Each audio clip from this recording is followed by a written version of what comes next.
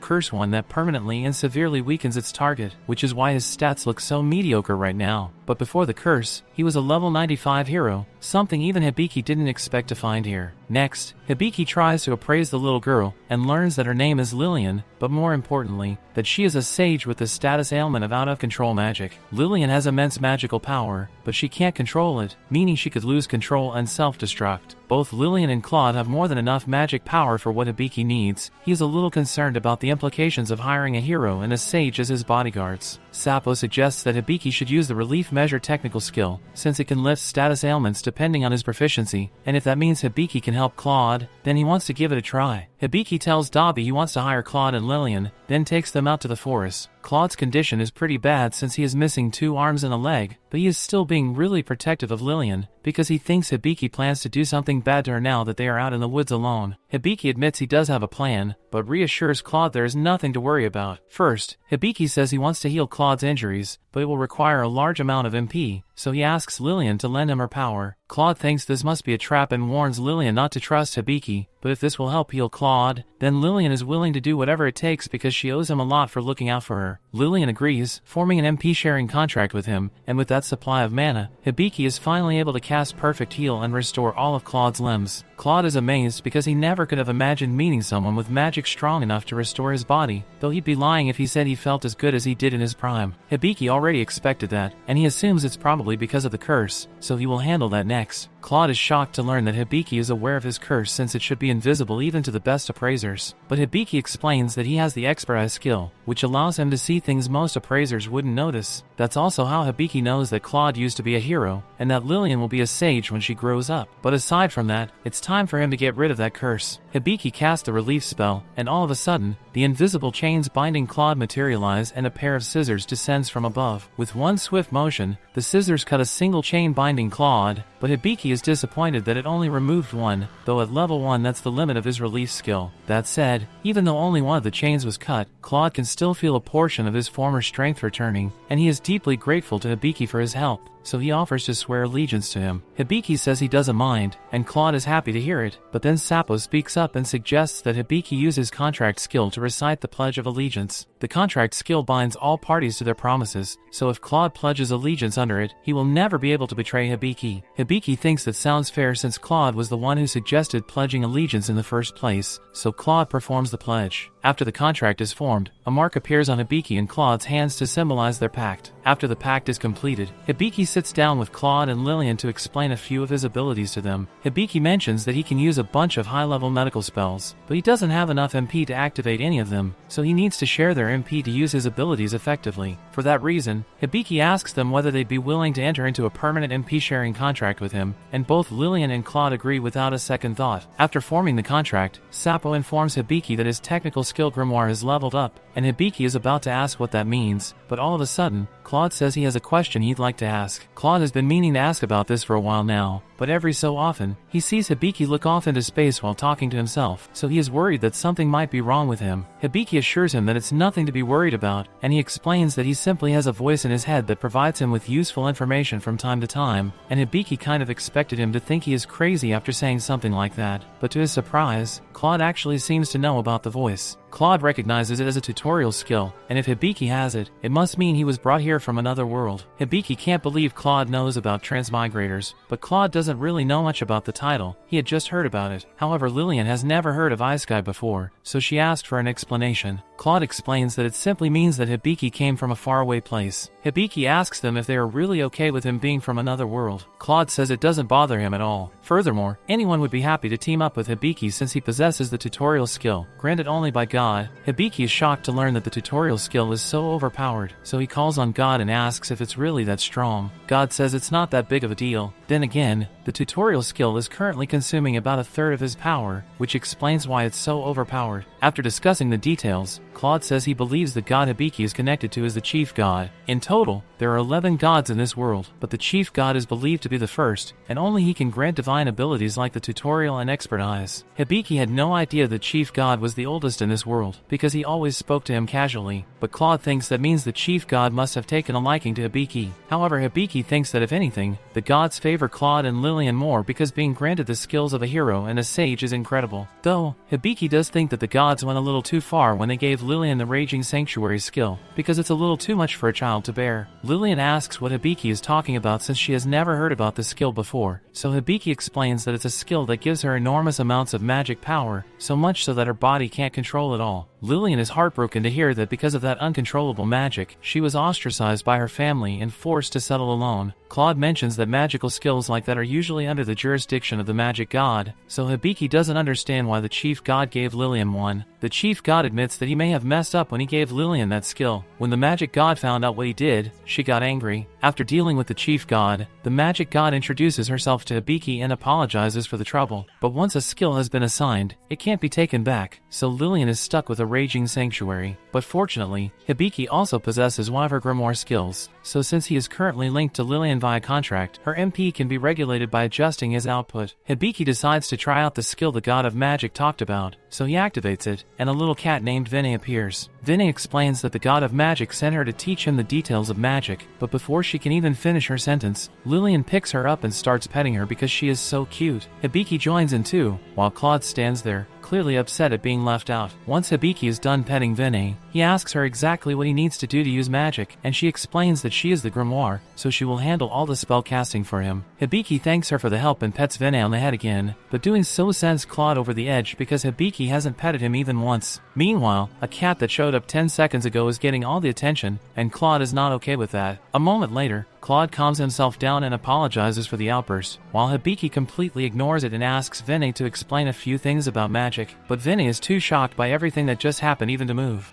But there's one problem. Hibiki didn't just save them, he linked his life to both of them, a cursed hero, and a girl whose magic could explode at any moment, which means, from now on, if she loses control, he dies first. If Claude's curse comes back, he takes the damage too. This wasn't a rescue, it was a suicide contract. And then, for the first time, all three gods go silent, like they just lost control. And suddenly, the system glitches. Contract anomaly detected. Stability collapsing.